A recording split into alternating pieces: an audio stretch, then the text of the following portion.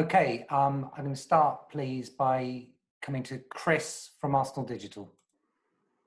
Mikel, before we talk about Sunday's game, can I get your reaction to Liverpool winning the title and your thoughts on what sets them apart from the rest of the Premier League? Well, I think they've come so far as a club, and as a team in the last few seasons.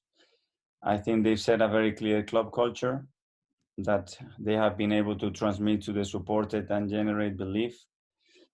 I think they have a very clear philosophy, the way they want to play, the way they approach every single game. And then they've done some really good recruitment, starting from the staff and the coach and all the players that they signed, that they are specifically for the way they want to play. So congratulations to them. Do you see them as something of an inspiration for what you'd like to achieve? Well, yes, because they were in a very different position 4 years ago, and they made a lot of right decisions, some very difficult decisions, so unpopular decisions, but the right decision for them. And they've been very consistent with their messages, very clear messages from top to bottom, and ruthless mentality to go every game with the same spirit and mentality to win the game. The FA Cup is your chance for silverware. What would it do for this group of players to get their hands on a trophy this season? Yeah, we are very excited. It's a competition that is very linked to this football club that has won it more times than anybody else in this country.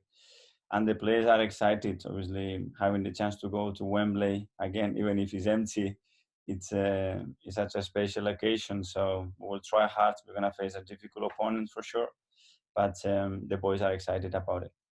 Do you remember what it did for you and the team in 2014, how much it galvanized you?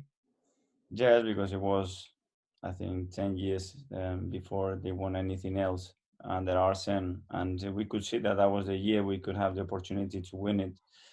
And we all went all for it. But we had belief, and we wanted to go it and create something special again. And I think that was the platform to build again what we did after in the next few years. Last one from me is just on Sheffield United. They got a draw at the Emirates in January. What catches your eye when you watch them play? The clarity of the idea of how they play and how they approach football games. Very clear plans, very clear things, very clear patterns and roles, and a manager that has transmitted to the players exactly how they want to play. They did it last year. Really, really well, and this season as well. Look where they are. We can go to Gary Cottrell next, please. Oh, hello there. I'm here. Good to see you. Hello. It's the old question, really, with obviously a slightly different angle because of this mini season now. So many games so quickly. I'm talking about in the Premier League. It's the selection thing, isn't it? It's whether or not you go with your strongest team in the FA Cup, given that there are so many fixtures in such a small amount of time. How do you decide what team to play in this game? Well, we've been unfortunate because we picked a lot of injuries in the last few weeks. We need players to recover as well, and we are playing every 3 days, and the conditions with this hot climate are getting harder and harder. So yeah, for sure we're gonna use some of the players that we used in the last game, but we'll have to rotate some of them as well. And we have to manage the squad now in the best possible way, because then it's Wednesday, then it's Saturday, it's Wednesday again, and the games are catching up, and players are still not in the best condition to compete. And you touched on it there in one of your first answers about the fact that the semi-final and then potentially the final at Wembley will be very different because it'll be deserted. Does that devalue reaching those stages at all, or will it still be an exciting and worthwhile thing to go on and win? I think it's always exciting to have the chance to go to Wembley, but you want to play the occasion. It's okay, the game, but the occasion is what it makes it such a special day. And to do that, you need people. It's all about entertainment, and entertainment is what it is because you have energy, you have passion from the fans, and you feel the energy on the grounds. Without that, obviously, it's never going to be the same. And of course, you know as well as anybody about Arsenal and its FA Cup pedigree. It's got a real FA Cup love and history, hasn't it, the club? Absolutely, and what we did in recent years is pretty remarkable and difficult to achieve because it's a lot of games and a lot of tricky situations that you have to go through. But game management is a really important thing in these ties, and we need to know how to play the 90 minutes, the extra time, sometimes the penalties, and it's a mind game as well. This competition. Thanks, Mikel. Thank you. Ian at Talksport. Hi, Mikel. How are you? Hi. Can I just pick up off the back of what you just said there about playing the occasion, and obviously without fans, it's not an occasion. And I think every manager I've spoken to in the last 2 or 3 weeks has mentioned that it's great having the football back, but obviously football is for the fans. I just wonder, having had this 2 weeks, do you think maybe we could have waited another 2 weeks or a month when we maybe could have got fans back in the stadium? Because from next week onwards, the 2 metre rule becomes a 1 metre.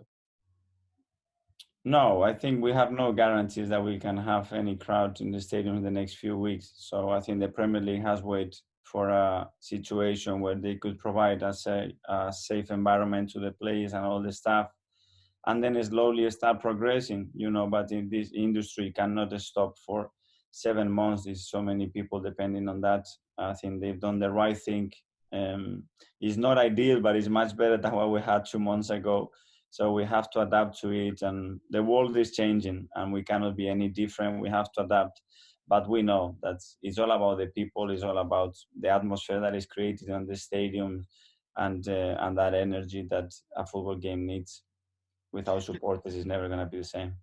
Absolutely. There's been a bit of negative press about Arsenal because of the 2 defeats you had prior to Southampton. But when I look at your squad, you've got a lot of good young players for the future, like Nketiah, Willock, Maitland-Niles, even Zach Medley, who's been with your squad this week. Going forward, it's not all doom and gloom, is it? I mean, Arsenal is a club still progressing in the right way. I have a lot of faith on all the young talents that we have at the football club, but we need the right stability and foundations around them to make sure that they develop in the right way at the right moment with the right amount of pressure behind them. And in order to do that, it's a process. And if you want to speed up that process, you risk to burn them, and to burn all the process. And we cannot do that. We have some really young players that are playing more football than probably they should been doing, but they are showing great maturity, and a lot of personality to play in difficult moments, which is great for their experience. But as well, we need the other players to support them as well the right way. And that's why we are trying to achieve this balance to be very competitive, but as well excited about the future ahead of us. And finally, it's sort of 2 barrel. Firstly, if you could let us know the team news and if Kieran Tierney's fit after coming off against Southampton. But also, I can't think of too many players who've won the FA Cup as a player and manager with the same team. And I remember interviewing on the pitch at Wembley after 2014. Mm-hmm. So you could go into quite a unique or certainly a small bracket of managers. Yeah, I will try to transmit them how beautiful it is. A lot of them, they haven't experienced what Wembley means. And I have to try to convince them that it's worth the effort to go again after 3 days. And the effort that they put in at Southampton. And I'm sure they are very willing to do that. The rewards are really, really nice. And let's try to go again and try it. And team news? No news. No news, okay. Thank you. Thank you. Mark from the Press Association.